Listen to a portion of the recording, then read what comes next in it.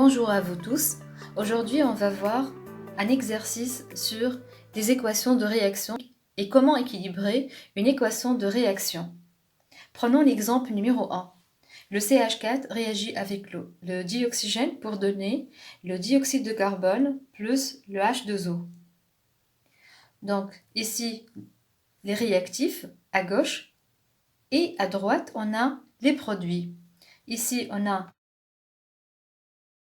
dans les réactifs, on a un atome de carbone, 4 hydrogènes et 2 oxygènes. Dans les produits, on a un atome de carbone, 2 hydrogènes et 3 oxygènes. Donc, qu'est-ce que vous constatez? Donc, on constate qu'on n'a pas le même nombre d'atomes dans les réactifs et dans les produits. Pour équilibrer l'équation, nous devons avoir le même nombre d'atomes dans les réactifs et dans les produits. Alors, on peut ajouter ici, on a 4 hydrogènes, on peut ajouter ici 2 hydrogènes. Donc, je multiplie fois 2 pour avoir 4 hydrogènes dans les produits et 4 hydrogènes dans les réactifs. Alors, je multiplie fois 2. Comme ça, on a 2 fois 2, 4 hydrogènes et 2 fois oxygène, plus 2 oxygène. On a alors 4 atomes d'oxygène dans les produits et 2 seulement dans les réactifs. Donc, pour avoir 4 oxygènes dans les réactifs, on multiplie fois 2 et je note ici 2 pour avoir 2 fois 2, 4 oxygènes. Comme ça, l'équation est équilibrée. Nous allons maintenant étudier la réaction suivante. Le Cl2 réagit avec le H2S pour donner l'atome de soufre plus la molécule de HCl. Dans les réactifs, on a 2 chlore, 2 hydrogènes, un atome de soufre. Dans les produits, on a un atome de chlore, un hydrogène et un atome de soufre. Nous constatons qu'on n'a pas le même nombre d'atomes de chlore dans les réactifs et dans les produits. Et aussi, on n'a pas le même nombre d'hydrogène dans les réactifs et dans les produits. Pour équilibrer cette équation, nous devons avoir 2 atomes de chlore et 2 atomes d'hydrogène dans les produits. Alors, je multiplie là fois 2 et là fois 2.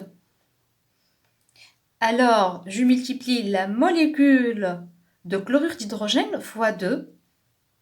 Donc, une deuxième molécule de HCl et comme ça, la réaction est équilibrée. Maintenant, on va passer pour faire l'exemple numéro 3. N2 plus H2 donne la molécule d'ammoniac NH3. On a 2 azotes, 2 hydrogènes dans les réactifs, alors que dans les produits, on a un seul azote et 3 hydrogènes. Qu'est-ce que vous constatez? Bien sûr, on constate qu'on n'a pas le même nombre d'atomes dans les réactifs et dans les produits. Pour équilibrer l'équation de réaction, nous devons avoir le même nombre d'azote dans les réactifs et dans les produits et aussi le même nombre d'hydrogène. Qu'est-ce qu'on fait alors? On peut multiplier là fois 2. J'aurai 2 atomes d'azote dans les produits. J'ajoute ici 2. Donc 2 azotes et 2 fois 3, j'ai 6 atomes d'hydrogène dans les produits. J'ai 6 atomes d'hydrogène. Donc qu'est-ce qu'on fait? On multiplie 2 hydrogènes ici fois 3 pour avoir 6 hydrogènes dans les réactifs et 6 hydrogènes dans les produits. Donc comme ça, la réaction est équilibrée. Donc on passe pour équilibrer la quatrième équation. Donc le fer réagit avec le dioxygène pour donner Fe3O4. Donc d'après Lavoisier, rien ne se perd, rien ne se crée, tout se transforme. Donc le nombre d'atomes se conserve. Ici, on constate qu'on n'a pas le même nombre d'atomes de fer dans les réactifs et dans les produits. Aussi, on n'a pas le même nombre d'oxygène dans les réactifs et dans les produits. Qu'est-ce qu'on fait là? On peut multiplier là fois 3 pour équilibrer l'atome de fer. Donc j'ajoute ici 3. Maintenant, j'ai 3 atomes de fer dans les réactifs et 3 fer dans les produits. 3 atomes de fer dans les produits. Il nous reste d'équilibrer l'atome d'oxygène. Donc ici, 4 oxygènes, je multiplie, là j'ajoute 2 pour avoir 4 oxygènes dans les réactifs. Comme ça, on a 4 oxygènes dans les réactifs et 4 oxygènes dans les produits. Enfin, l'équation est équilibrée. On passe pour l'équation numéro 5.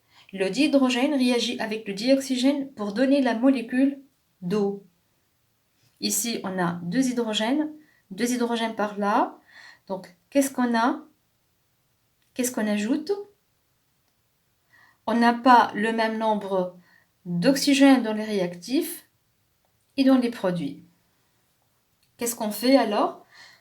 On peut ajouter là 2, donc fois 2 ici. J'ajoute ici 2 pour avoir 2 oxygènes dans les produits et 2 oxygènes dans les réactifs. Donc on remarque qu'on a ici 2 fois 2, 4 atomes d'hydrogène. Là, on a 4 atomes d'hydrogène. Qu'est-ce qu'on fait alors? Je multiplie, j'ajoute ici 2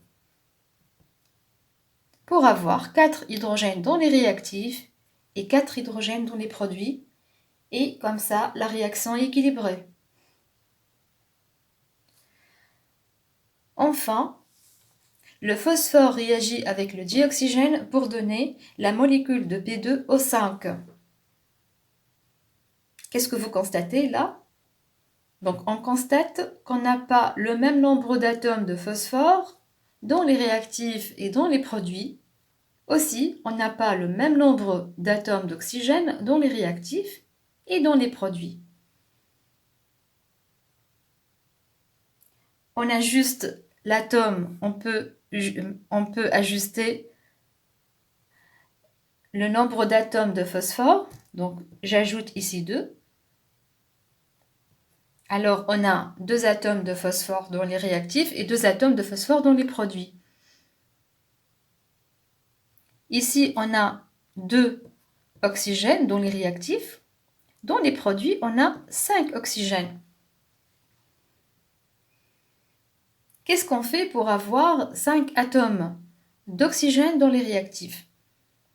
Je multiplie fois 5 demi.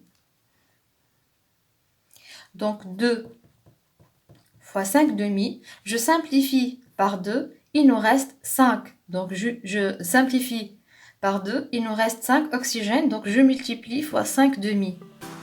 Comme ça, la réaction est équilibrée. Merci de votre visualisation. N'oubliez pas de vous abonner à ma chaîne et à très bientôt.